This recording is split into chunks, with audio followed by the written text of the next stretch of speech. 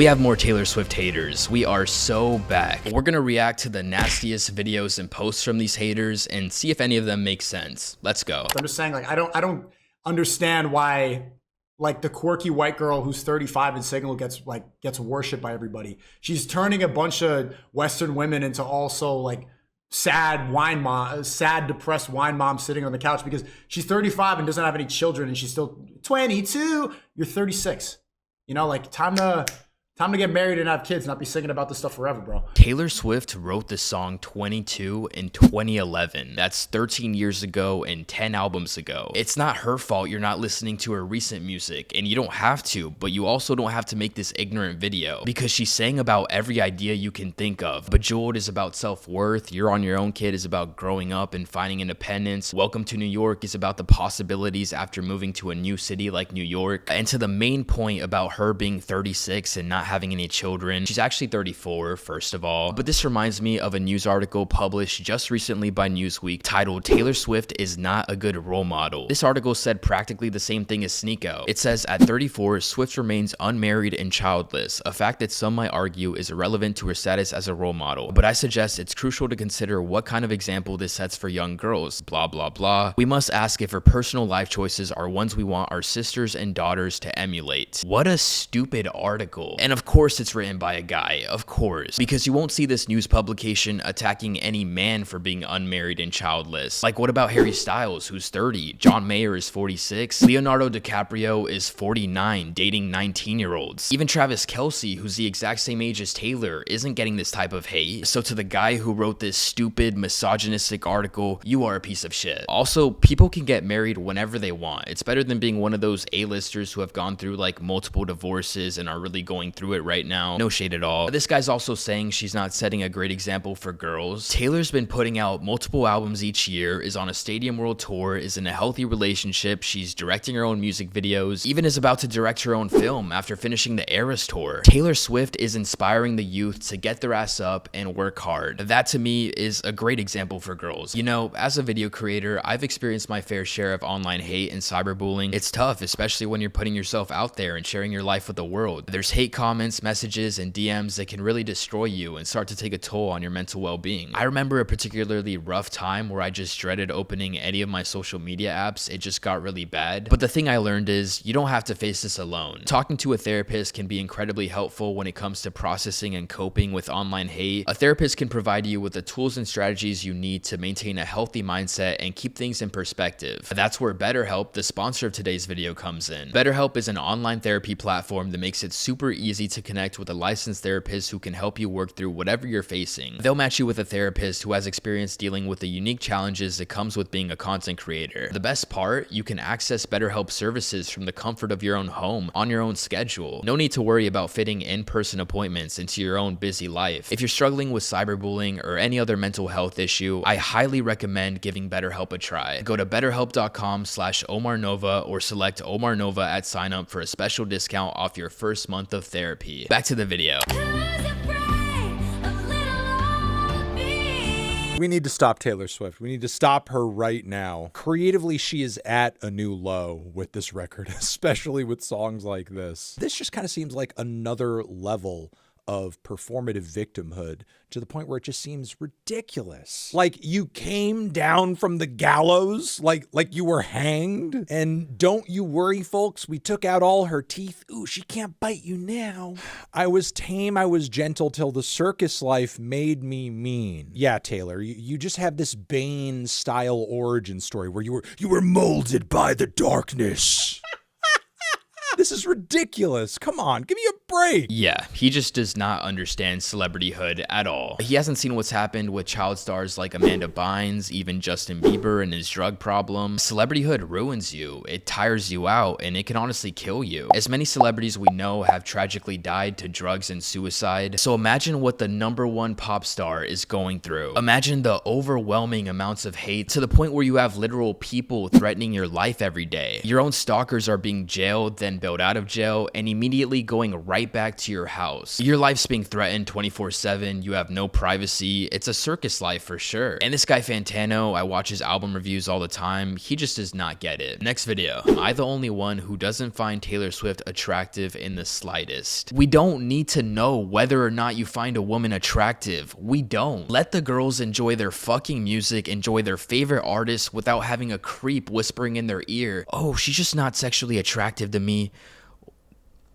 We don't care. Like, do they know how weird they sound? Like, that is just weird, man. Another tweet. Taylor Swift is a cult. Fair play to her hustle. She's convinced millions of women that she's a feminist icon while simultaneously rinsing them for every penny they own on never-ending merch and album re-releases only to add to her near infinite wealth. And he was quoting a video of her merch line at a concert. People act like Taylor Swift is the first person to sell t-shirts at concerts. No, it's just because her line's longer. So I go to his profile and he's wearing a shirt from his favorite player, I'm assuming. So he's bought merchandise for his favorite team and looks like a diehard soccer fan. But he's saying people aren't allowed to be diehard Taylor Swift fans. He can be all merched out and have a soccer player's name in his bio, but no, you can't be a Taylor fan. Men will stand in long lines to buy their favorite player's sports shirts just for that player to end up switching teams in a year or two. But a girl can't go to a once-in-a-lifetime concert and buy a shirt and have a little fun without being called crazy.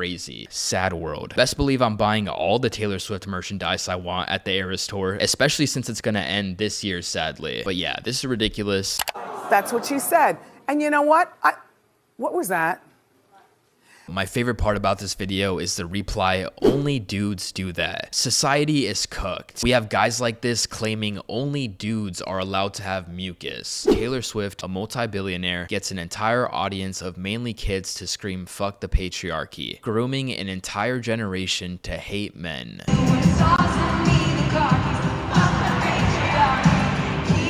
This is a super popular tweet, which is so funny. I've seen the same video and message paired all over Twitter right now by right-wing conservatives especially. They love it. Even Elon Musk sarcastically said, "Wow, she's really suffering under the patriarchy," sad emoji. Okay, what the fuck are we doing here? This is an old-ass song, 12 years old by the way, and she's been performing it the past 12 years and it's still an absolute banger. The lyric they're getting mad over is, "You were tossing me the car keys, fuck the patriarchy, keychain on the ground." Because the guy is making her drive the car instead of him. That's why it's in the song and in the music video. Some people think it's the keychain that said "fuck the patriarchy." Anyways, it's part of the story, which your narrow-minded ass could have found with a simple Google search before tweeting. How can people, especially a billionaire, be so fucking stupid? I don't understand. Also, hating the patriarchy doesn't mean you hate men. That actually has zero correlation. People are just stupid. Okay, another tweet. Someone tweeted a picture of Taylor Swift's childhood home, it looks like, and some hater quote tweeted with the lyrics of one of her songs, "The asylum they raised me in, and it's a mansion." Super popular tweet, 8 million views, and someone even replied, "Jokes aside, the way Taylor writes is so pity me, I've had a terrible upbringing." And for whatever reason, Swifties eat it up like, no, she is not oppressed and has never been oppressed. Guys. It's been almost 3 months since the album released, and Taylor haters are still struggling with metaphors. The asylum refers to the spotlight she grew up in at a young age, not her literal house she grew up in. The line is, "You wouldn't last an hour in the asylum where they raised me," which is the song that Fantano cringed at earlier in the video. But Taylor's talking about all the shit that came with child stardom. The media bashing you, death threats, stalkers, body shaming. Taylor's dealt with eating disorder and probably a bunch of issues we just don't know about. She's also made songs about how much she loves her parents for giving her a great childhood and household, so. And then there's just Twitter trolls that like to reply, "I hate Taylor Swift." The thing about Taylor Swift haters is that they need their opinion out there. They need to let everyone in the world know that they hate this woman. It's fucking annoying. Like, you're not special. You don't get a fucking trophy for hating Taylor Swift. No one is forcing you to listen to her music, to go to her tours. You're more obsessed with Taylor Swift than her literal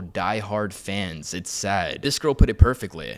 Bro, I hate when I'm talking about Taylor Swift and it just gotta be that one unwanted bitch talking about some, "Oh, I don't even get the hype around her. Like, I don't even like, okay, did I ask you? No, I did not ask you. Like, girl, why are you talking to me about this? I really do not care. Like, I love Taylor Swift, bitch. I don't care about what the fuck you think. I don't care if you don't get her. Bitch, it's not my problem.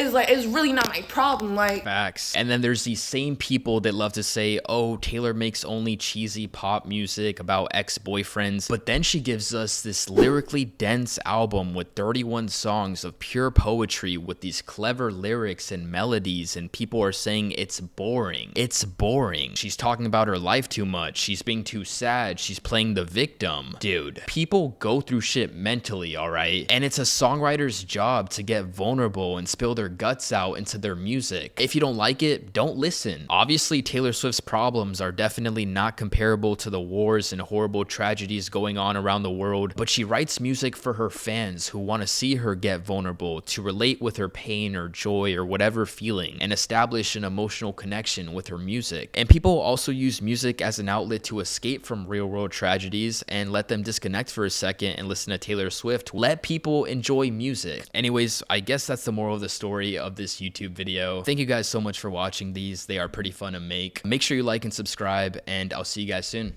Later.